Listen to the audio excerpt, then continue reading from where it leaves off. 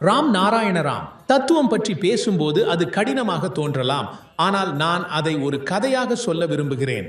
எங்கள் சமுதாயத்தில் பல விதிகள் மற்றும் நடைமுறைகள் உள்ளன. இதை செய்ய வேண்டும், அதை செய்ய வேண்டும். ஆனால் நான் இதுபோன்ற கட்டுப்பாடுகளை யாருக்கும் விதிக்க விரும்பவில்லை. மதத்தில் பல்வேறு விதமான போதனைகள் வழங்கப்பட்டுள்ளன, ஆனால் நான் அதை வழங்க விரும்பவில்லை. அதனால்தான் பொதுவாக நான் இதை செய், அதை செய் என்று கூறுவதில்லை. நீரால் தீயை அணைக்கலாம், ஆனால் சூரியனை அணைக்க முடியாது. சூரியனிலிருந்து மேகங்கள் உருவாகின்றன, மழை பெய்கிறது. இது ஒரு காலகட்டத்தில் தடுப்பு உருவாக்கலாம், ஆனால் சூரியனின் ஒளியால் அனைத்தும் மீண்டும் தெளிவாகிவிடும். சூரியனை கட்டுப்படுத்த முடியும் போல தோன்றினாலும் மேகத்திற்கும் சூரியனுக்கும் இடையில் பெரும் தூரம் உள்ளது. நம் செயல்கள், கோபம் போன்றவை தற்காலிகமாக மறைக்கப்படலாம், ஆனால் அவை நிரந்தரமாக மறைந்துவிட முடியாது.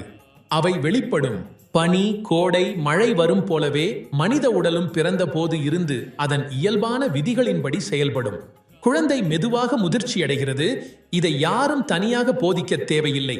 விதிகளால் சில சூழ்நிலைகள் நிலைத்திருக்கும், வாழ்க்கையை சீராக நடத்த உதவும். விதிகள் மனிதர்களை செயலில் கவனம் செலுத்த செய்ய உதவுகின்றன. அலுவலகம் செல்ல வேண்டுமென்றால் மக்கள் காலையில் எழுந்து குளித்து உணவு உண்டு வேலை செய்ய நேரத்திற்கு ஏற்ப அலுவலகம் செல்வார்கள்.